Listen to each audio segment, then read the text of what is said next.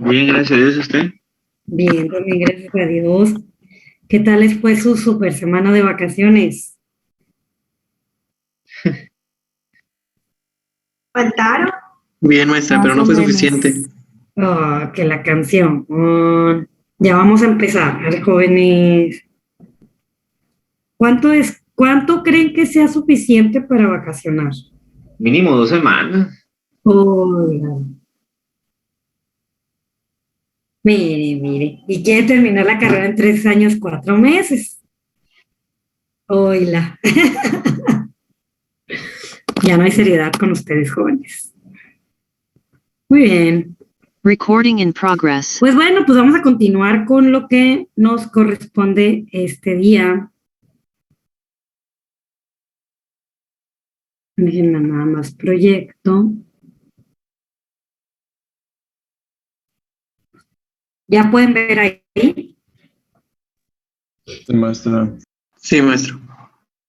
Muy bien. Bueno, la clase pasada habíamos estado platicando de que existen diferentes tipos de células del sistema inmunológico que nos ayudan a defender sobre algunos agentes extraños y pues que existían también células especializadas como las natural killers, los mastocitos, los fagocitos, que me ayudan básicamente a eliminar o a destruir o bien a neutralizar el daño que el antígeno o el agente extraño a la célula pueda estar ocasionando. Bueno, con esto pues podemos decir que como patógeno podemos definir a todo aquello que es ajeno a la célula, como van desde los virus, cualquier tipo de virus, las bacterias, los hongos, las levaduras, los parásitos, o bien algún agente que me genere alguna afección importante en mi sistema o en mi organismo. ¿Qué es esa afección? Pues alguna enfermedad. Por eso se les considera patógenos. ¿Sí? Entonces, generalmente, por eso nada más vienen en la imagen lo que son los virus, las bacterias y los parásitos, porque, por ejemplo, hoy por hoy podemos ver que el virus, llámese del VIH, virus de inmunodeficiencia humana, si no nos cuidamos o no llevamos el cuidado necesario que se requiere, pues este virus me puede llevar a consecuencias mortales. ¿Sí? Entonces, ¿por qué? Pues porque hay pérdida de peso, hay pérdida o desgaste de la vista o de algunos órganos importantes, pero esta consecuencia del virus como tal. Ahora, por ejemplo, el virus del SARS-CoV-2 o el famoso coronavirus, pues también nos hemos dado cuenta que se ha llevado muchísima gente con esta situación. Entonces, a esto pues se le llama el ser patógenos, que me genere un daño en mi organismo. Existen bacterias importantes, por ejemplo, la Klebsiella pneumoniae, que esta la afectación más severa o más importante, pues es en los pulmones, sistema respiratorio, y que si no se da el cuidado necesario, pues obviamente que esto puede llevar a un desenlace pues no muy agradable, ¿sí?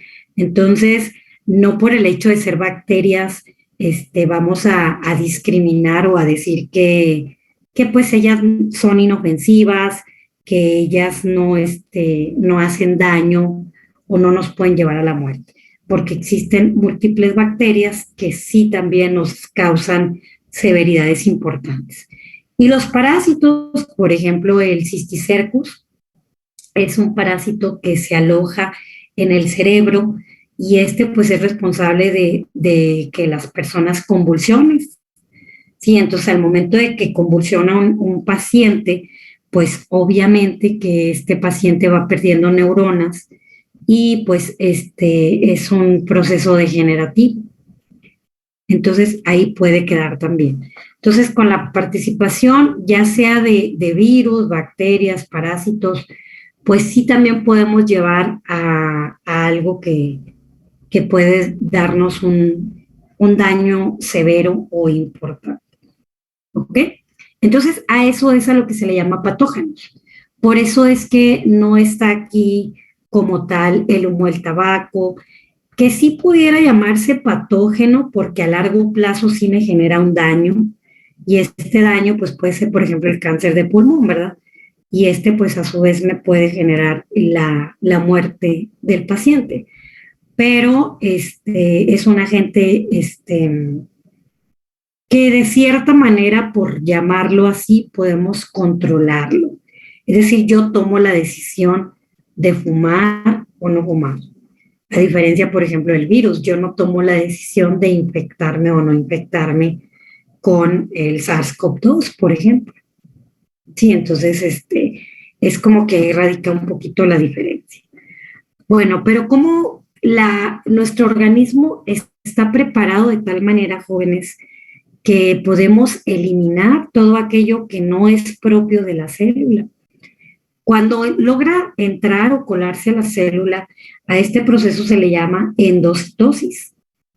¿Sí? ¿Por qué? Porque logra penetrar, logra entrar. ¿Sale? Entonces aquí la endocitosis es un proceso por el cual la membrana citoplasmática puede penetrarla el agente extraño. Y aquí lo que pasa es que las bacterias, los hongos, las levaduras o cualquier agente extraño va a penetrar a la célula, pero se va a encontrar con células especializadas, por ejemplo, el macrófago, que va a retenerlas, las va a reconocer ahí y al momento de reconocerlas va a neutralizar, es decir, no va a permitir que sigan ocurriendo estos daños. ¿Sí? Entonces, ¿qué es lo que pasa? Que, ¿se acuerdan para qué me sirve un lisosoma? ¿O qué es un lisosoma? El lisosoma es un organelo de la célula que se encarga de destruir objetos extraños, ¿no? Que puedan ingresar a la célula. Ok. ¿Quién más? ¿O estamos de acuerdo en lo que comenta Alberto? Sí, pues como su nombre lo dice, maestra, creo yo, y según lo que recuerdo, pues así como dice mi compañero Alberto, es un organelo de las células, útil para, como lo dice su nombre, o como lo puede adelantar el prefijo lisar, agentes extraños que ingresan a una célula y que representen un daño para esta o un potencial daño, y por ende desecharlo, bueno, más bien atraparlo primero, lisarlo y desecharlo posteriormente para evitar cualquier situación adversa para la célula. Entonces, fíjense la maravilla que hace la célula, jóvenes. Lo primero que hace es encontrarse con células especializadas como el macrófago y los logra detener a nivel de membrana citoplasmática, como lo vemos aquí en la imagen. Pero, ¿qué pasa si esa bacteria, en este ejemplo, logra colarse al interior de la célula? Pues se va a encontrar con los lisosomas. ¿Para qué? Para, como bien lo dicen sus compañeros, poder eliminar ese agente extraño y poder hacer una lisis para poder eliminarlo y evitar que ese agente extraño que se coló a la fiesta pueda hacer daño. ¿Sí? Entonces, eso es la endocitosis, que se penetre el agente extraño, pero no contaba con la astucia, dijo el chavo, ¿de qué? De que tiene una gama o un batallón celular para darle la torre y decirle a dónde vas, tú no estás invitado. Sí, y eso es lo que pasa. Pero resulta que es lo que pasa también, tenemos otro proceso llamado exocitosis, es decir, que ese agente extraño, poder sacarlo, poder eliminarlo. Entonces, ¿cómo lo hacemos? Pues una vez que, por ejemplo, entra a la célula, tenemos aquí el ejemplo de un eosinófilo. El eosinófilo tiene características como la granulación del mismo. Y esta granulación la va a expulsar una vez que tenga él la participación o la presencia de algún agente extraño. El eosinófilo es una célula preparada para poder combatir a los parásitos o a las cuestiones alérgicas. Por eso es que está aquí. Tenemos el eosinófilo y aquí podemos ver la participación de un parásito. ¿Sí? ¿Qué es lo que va a hacer el eosinófilo, jóvenes? Va a liberar ¿qué? Todos los gránulos que tiene en el interior. ¿Para qué? Para poder generar una citotoxicidad o poder generar una neurotoxicidad. ¿Con esto qué quiere decir? No me va a eliminar al parásito, no, pero ¿qué es lo que va a hacer? Neutralizar. ¿Para qué? Para que el parásito no me haga daño. ¿Y cuántos de nosotros no nos hemos fijado? Bueno, a lo mejor no son tan observadores, pero los parásitos muchas veces en la popis va ahí el gusanote. Los parásitos jóvenes, luego, por ejemplo, los que son muy largos, como el Ascaris lumbricoides, la Tenia solum, Tenia saginata, estos se pueden salir jóvenes por cualquier cavidad que nosotros tengamos en nuestro cuerpo. Llámese ojos, oídos, nariz, boca, por supuesto ano. ¿Se habían imaginado que los parásitos pueden salir por los ojos? Sí, sí, había escuchado algo al respecto. Imagínense. No, Entonces sí, nuestro cuerpo está preparado para todo eso y no lo cuidamos. ¿Por qué no lo cuidamos? Porque ándele, me encanta la tomadera, me encanta la fumadera y me encanta a algunos las sustancias nocivas. Espero que no sea el caso en ustedes, de verdad. jamás. Sí, entonces, imagínense, nuestro organismo, por eso en la Escuela de Medicina sí lo definen, que es una autopista que nos lleva a cualquier camino. ¿Por qué? Porque está preparado para cualquier adversidad. Pero esa preparación, pues le tenemos que dar mantenimiento, ¿estamos de acuerdo? Y ese mantenimiento ya hemos estado hablando en el trayecto de todas las clases, que debemos de cuidarnos, comer saludable, hacer ejercicio, tratar de no tener una vida sedentaria, alimentarnos bien, hidratarnos bien, etcétera, etcétera. Bueno, entonces esto es lo que hace, jóvenes, el proceso de exocitosis en este ejemplo del eosinófilo, pues lo que gracias a la granulación de esta célula puede inhibir que este parásito me genere daño. ¿Para qué? Para poder sacarlo al exterior. ¿Sí? Y existen, por ejemplo, también otras células especializadas como son los mastocitos. Y los mastocitos tienen la característica de ¿qué? De tener estos anticuerpos o estas famosas Y a nivel de membrana citoplasmática. ¿Para qué? Pues para reconocer al antígeno o al agente extraño. Y una vez reconocido, pues este lo va a llevar a presentar a otra célula mera buena para poder eliminarlo, como un fagocitosis o un fagosoma, ¿sí? Entonces, esto es lo que pasa. ¿Qué pasa si, por ejemplo, los anticuerpos que están a nivel de membrana citoplasmática no pueden hacer nada? Pues es precisamente para eso que la granulación de estas células especializadas existe. ¿Por qué? Porque lo va a liberar. Y al liberar estos mediadores químicos que son las granulaciones, obviamente que vamos a tener a lo mejor inflamaciones, vasodilataciones o algunos otros síntomas propios de nuestro organismo que van a salir como en defensa de nosotros mismos. Decir, hey, espérate, estás viendo que aquí tengo el parásito a todo lo que da y no puedo con él, es una lucha constante. Pues van a venir otras células a ayudarnos y van a estar liberando estos gránulos y esto es lo que me va a provocar que se inflame el tejido. Interesante, ¿verdad? ¿Dudas hasta aquí? Hasta ahorita no me sé. Muy bien. Con esto, pues vamos a entrar ahora sí a lo que nos corresponde. Todo lo que yo les acabo de platicar en las clases anteriores y en esta clase, básicamente es para poder nosotros entender qué es un diagnóstico serológico. Pero obviamente que yo no puedo decirles rápidamente qué es un diagnóstico serológico si ustedes no saben al menos las generalidades del sistema inmunológico. Nosotros nos podemos pasar hablando del sistema inmunológico todo el cuatrimestre y nos faltaría tiempo. Únicamente les platiqué lo que como biotecnólogos requieren para poder entender esto. ¿Ok? Entonces aquí vienen dos términos o conceptos importantes. Uno que se llama anticuerpo y el otro que se llama antígeno, que ustedes también por ahí ya me lo habían comentado en alguna discusión de clases previas. Y habíamos dicho que los anticuerpos van a reconocer formas extrañas.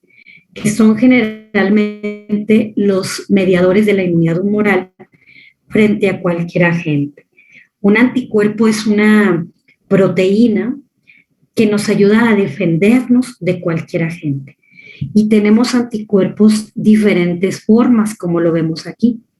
A los anticuerpos generalmente se les llaman inmunoglobulinas y existe la inmunoglobulina, o se abrevia IG, pero quiere decir inmunoglobulina, IgM, IgG, IgA, IgE e IgD, donde la principal diferencia entre estas es que la IgG, IgE e IgD son consideradas o conocidas como monómeros. ¿Por qué? Porque nada más tienen esta famosa Y, una sola. La IgA es un dímero. ¿Por qué? Porque tiene 2 unidades de esas Y. Y la IgM se conoce como un pentámero, ¿sí? Porque tiene 5 Y. ¿Ok? Bueno, ¿para qué me sirven cada una? Obviamente que va a reaccionar dependiendo de lo que mi cuerpo esté pasando. Por ejemplo, en cuestiones de parásitos o de alergias, que fue la diapositiva anterior, la inmunoglobulina que va a salir al rescate es la IgE. ¿Por qué? Porque es la que se encarga básicamente de todos estos procesos inflamatorios. Entonces, de tal manera que si mi cuerpo no está pasando por una situación de alergia, de parásitos, pues obviamente que la IgE no va a estar presente. ¿Sí? ¿Por qué? No va a estar activada. ¿Por qué? Porque yo no tengo esa patología de alergia o de un parásito. Entonces, únicamente se va a encender cuando tenga estos problemas. ¿Ok? Las más abundantes es la IgG y la IgM. Precisamente por eso es que cuando nosotros nos queremos cuantificar o checar anticuerpos con el COVID, por ejemplo, pues estas son las 2 inmunoglobulinas que están presentes. Generalmente la IgG es una inmunoglobulina de recuerdo. Entonces, si yo tengo IgG positivo en COVID, quiere decir que COVID ya me dio en algún momento de mi vida.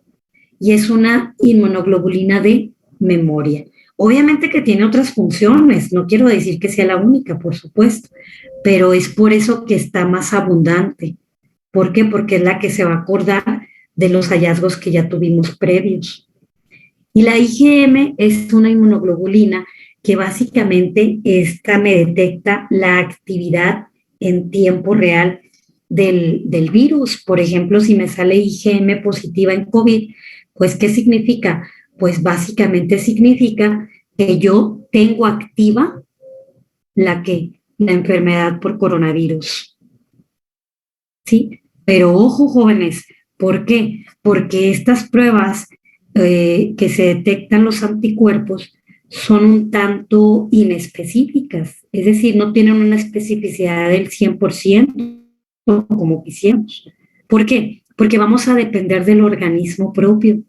¿Qué tanto se tarda el organismo en segregar o en secretar o en formar esos anticuerpos? Por ejemplo, si yo estoy enferma ahorita y tengo todos los síntomas de COVID ahorititita, que hoy empecé, no es recomendable, jóvenes, hacerse una prueba de anticuerpos. ¿Por qué? Porque mi organismo apenas los está reconociendo, apenas los está secretando o apenas los está formando. Entonces me puede dar un falso negativo. Lo recomendable que es hacerse la prueba de PCR o quizás el antígeno también. Y aún así, hay muchas recomendaciones que hemos estado viendo a lo largo de esta pandemia. ¿Por qué? Bueno, pues porque lo ideal o lo recomendable es esperarnos por lo menos al día del contacto con un positivo de COVID, esperarnos al menos unos 4 días. ¿Para qué? Para que el virus esté haciendo su cinética o su curva de crecimiento. Y de esta manera ya saber si es positivo o es negativo. Si yo estuviera positiva y tuviéramos clases presenciales y tómala. Todos ustedes tuvieron contacto conmigo porque ya teníamos mucho que no nos veíamos, estuvimos bien cerquita, no traíamos cubreboca, no traíamos careta y no tomamos ninguna medida de prevención. No es recomendable que ahorita en la tarde ya ustedes vayan a hacerse la prueba de COVID porque les va a salir negativa, a menos, ojo, a menos de que la carga viral sea extraordinariamente grande y ya le sale positiva. Pero vamos a depender de la carga viral, ¿sí? Entonces, si yo soy una persona asintomática, pero tuve el contacto con un paciente positivo, lo ideal es esperarnos 4 días, que es el periodo de adaptación del virus o de latencia. Y luego ya irnos a hacer la prueba para más tranquilidad y decir, ok, es negativo. Pero ¿qué pasa si tuve contacto y traigo fiebre, traigo a lo mejor tos? Bueno, puede ser que me pueda esperar unos 2 o 3 días, ¿sí? Pero ¿qué pasa si los síntomas, aparte de la fiebre, hay escurrimiento nasal, hay dificultad respiratoria, hay alteración de gusto y olfato? Estos ya son los síntomas propios de COVID. Y ahí vale la pena no esperarse los 4 días de latencia.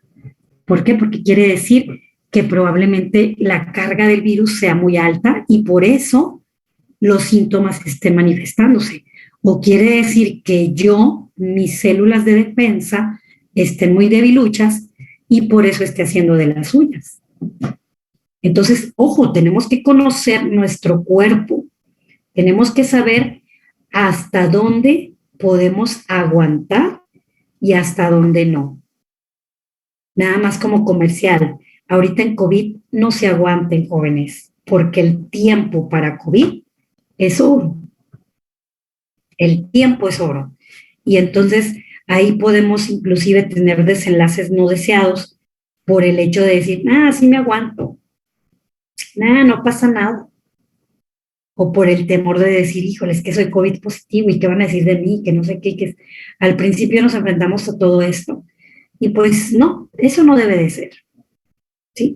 Bueno, entonces es por eso que existen diferentes tipos de inmunoglobulinas, porque dependiendo de lo que el cuerpo tenga, es la inmunoglobulina que va a actuar o la que va a salir al rescate.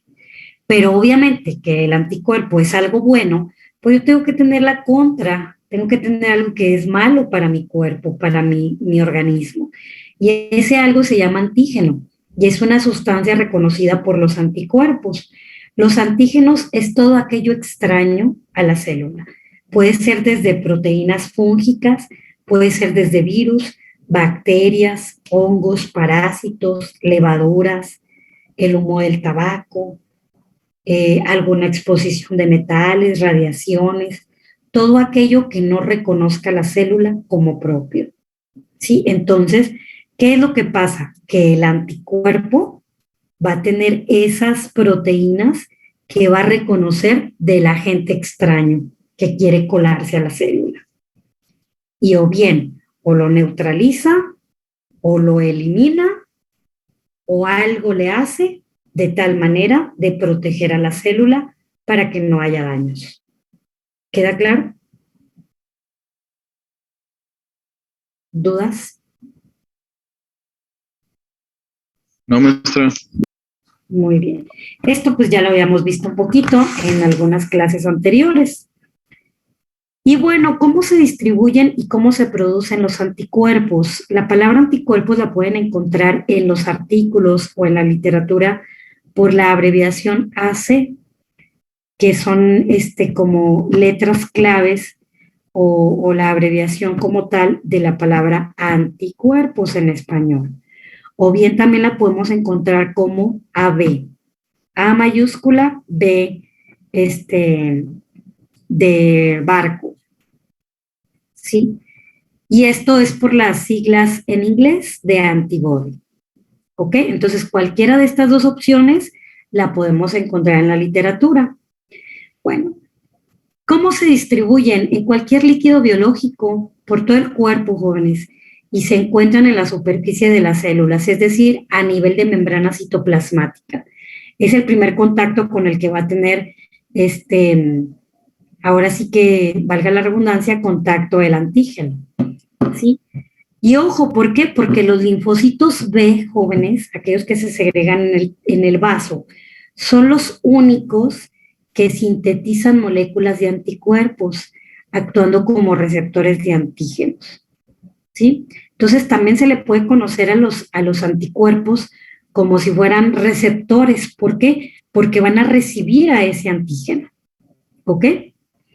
Y bueno, después de la exposición, la respuesta se puede producir en tejidos, en ganglios linfáticos, en vasos, en tejidos mucosos, etcétera, etcétera. Entonces, ¿dónde se distribuyen y dónde se producen estos anticuerpos? Pues en cualquier parte de nuestro cuerpo, jóvenes. ¿Sí? Pero, ojo, ¿por qué? Porque no se va a segregar o a distribuir de la misma manera o a producir de la misma manera en una orina que en un líquido cefalorraquídeo que en una sangre. ¿Sí? Y es precisamente por eso también que nosotros tenemos que checar, o el médico tiene que checar en qué tipo de muestra es lo recomendable. ¿Para qué? Pues para poder decir, quiero un diagnóstico serológico. Porque muchas veces la prueba tiene 100% de sensibilidad y de especificidad, jóvenes, pero resulta que la muestra que yo le estoy poniendo a esa prueba, pues no es la más adecuada. Y es cuando podemos empezar a tener falsos negativos. Generalmente son más falsos negativos que falsos positivos. ¿Sí? ¿Alguna pregunta hasta aquí?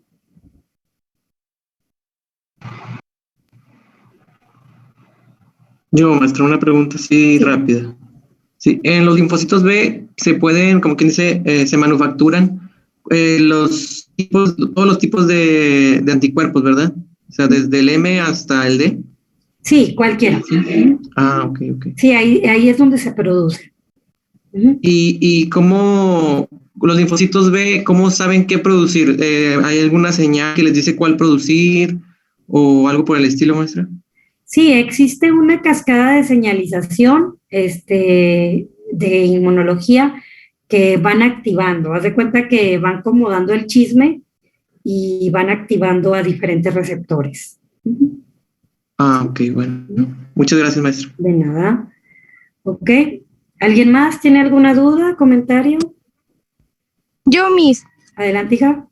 ¿existe alguna relación entre el IgG y el TPT? El TPT, el tiempo parcial de tromboplastina. Sí, es que siempre se mide igual, o sea, en el mismo análisis se miden los dos, entonces me confundo. No, lo que pasa es que el tiempo parcial de tromboplastina básicamente lo que nos ayuda es a saber en qué momento o cuál es el tiempo específico en que la sangre se coagula. ¿Sí? Ok. Ese es como la chamba o la finalidad. Por eso generalmente se le piden a los pacientes cuando van a pasar algún tipo de cirugía. Ah, ok, Porque ok. si hay algún tipo de sangrado, ahí los médicos saben, ¿sabes qué? Se tarda 30 segundos en coagular la sangre y ya no pasa a mayores. ¿Por qué? Porque el mismo cuerpo va a parar o va a inhibir esa reacción. Miss, Pero- entonces eso también que tiene que ver con la BSG. ¿No es lo mismo la BSG y el TPT? No, no, esa es la velocidad de sedimentación globular. Ay, Miss, Sí, me confundo. sí. Ajá. Sí, es que una cosa es el tiempo, por decir 10 minutos, Ok. pero la velocidad es a lo mejor por decir, sí, 10 minutos, pero va a 15 metros por minuto, Ok. ¿sí? Más o menos, digo, para que la entendamos, ¿sí? Pero sí, esa es la velocidad de sedimentación globular. O sea, el paquete celular, qué tan rápido o qué tan lento va en ese tiempo. Gracias. De nada. Entonces, si se fijan, pues los médicos tienen las herramientas necesarias para poder evitar a toda costa cualquier cosa que se nos presente. ¿Y cuántos de nosotros no solemos ser bien duros y crueles con los médicos? Ah, es que ese médico no sirve para nada. Y no, ya se fijaron que en gran medida nuestro cuerpo, y nosotros somos los responsables de nuestro cuerpo, de nuestro organismo, pues también le ayuda mucho al médico. O sea, imagínense que nuestro sistema inmunológico esté todo cucho y le vamos a echar la culpa al médico que no sabe, que no la arma. Pues no. ¿Por qué? Porque yo no cuido a mi organismo. ¿Sí? Entonces, ¿por qué, por ejemplo, no sé si se habían preguntado cuando nos sale sangre de la nariz o que nos hacemos una cortadita? ¿Por qué sola deja de sangrar? Ya sabemos que las plaquetas actúan ahí, pero ¿por qué nuestro organismo tiene esa capacidad? Sí, está diseñado para todo eso, para cualquier agente raro, extraño que se quiera colar, no se deja tan fácilmente en mi organismo, ¿sí? Pero entonces es lo que volvemos a lo mismo, y hago mucho hincapié en esto. ¿Qué pasa, por ejemplo, si nos drogamos? Pues pobre de mi sistema inmunológico. ¿Por qué? Pues porque va a estar combatiendo el agente nocivo, pero ¿qué pasa? A ese agente nocivo a mi salud le gustan muchísimo afectar a muchas otras áreas. Entonces, pobres células, ¿qué van a decir? ¿A qué le doy prioridad? ¿Al corazón para que este cuate no se me muera de una sobredosis? ¿O le doy prioridad al cerebro para que no se le mueran neuronas y no se quede en el avión? ¿O a qué le doy prioridad? Pobre célula, ¿no? La ponemos en ese contexto.